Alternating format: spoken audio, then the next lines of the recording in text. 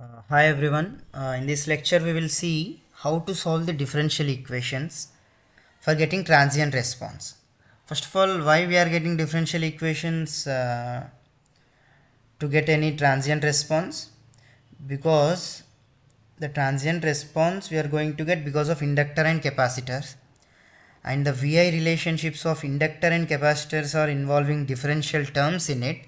So whenever you write any KVL or KCL equation, what you can expect? You can expect not the algebraic equation but differential equation.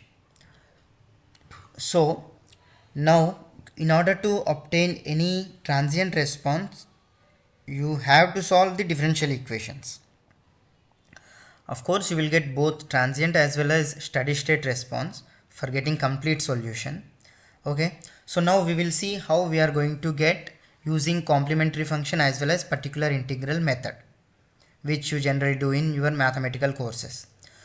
Okay, so what is a complete solution? Complete solution is nothing but equal to complementary function. CF indicates complementary function, PI indicates particular integral. It is the sum of these two parts. So how to get complementary function for a differential equation?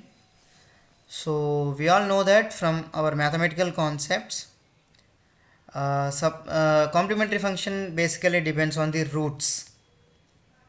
Okay, suppose if you have roots equals to m1, m2, m3, then the solution is of the type c1 into e power m1x plus c2 into e power m2x plus c3 into e power m3x. Okay, suppose if the roots are of equal, that means two roots are equal and one is unique, then for equal root the form of solution is c1 plus c2x into e power m1x plus e power m3x. Here we are writing all these considering the independent variable as x. Okay, but what is our independent variable when you take the time domain equations? It is time t. That is why it is written right in terms of time t.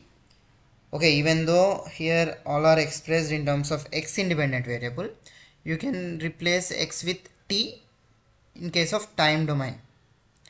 Okay, suppose if you have three equal roots and one fourth one which is unique, for that equal parts the form is this c1 plus c2x plus c3x square into e power m1x plus c4 into e power m4x. Similarly, suppose if your roots are of complex conjugate type, that is alpha plus or minus j beta comma m3.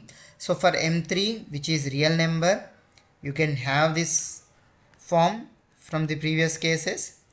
And what about the format of solution for alpha plus or minus j beta? It is this one. So the real part will be coming here, e power alpha x into c1 cos beta x plus c2 sin beta x.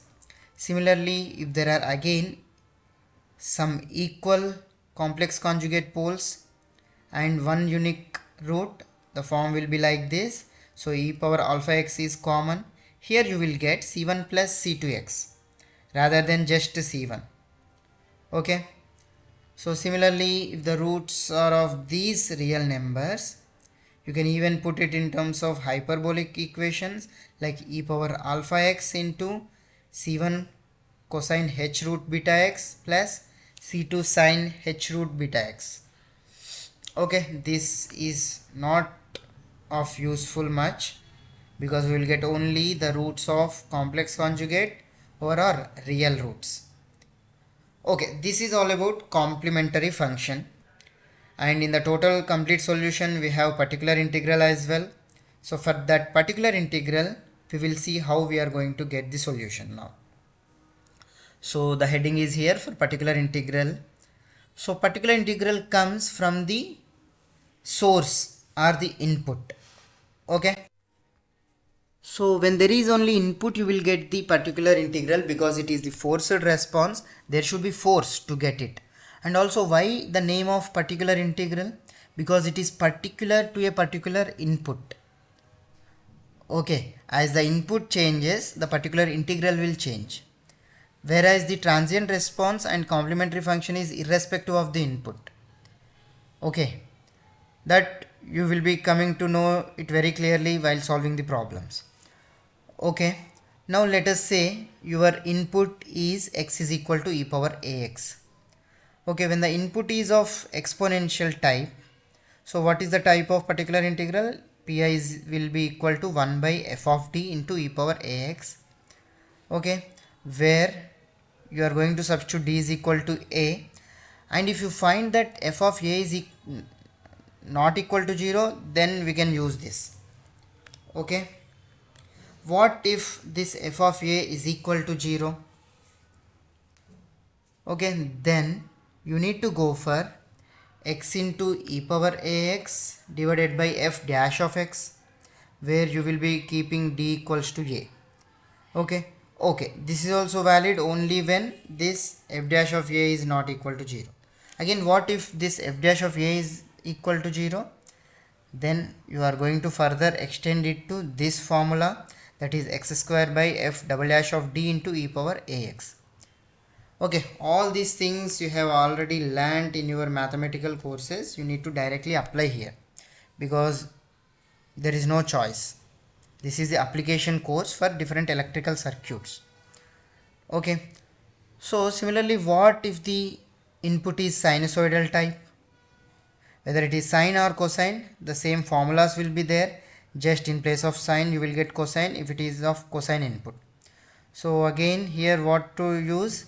Particular integral will be 1 by pi of d square into sine of ax plus b, where d square is equal to minus a square. So how you have kept here d is equal to a? In case of sinusoidal input or cosine, you need to keep d square is equal to minus a square. Okay, so the same thing. What if this pi of d square is equal to 0? Then you will be using this formula, that is x into 1 by pi dash of d square. Okay, so are you getting a doubt that what is this d here? So d is nothing but here d is equal to d by dt. I hope you all got it from your mathematical courses.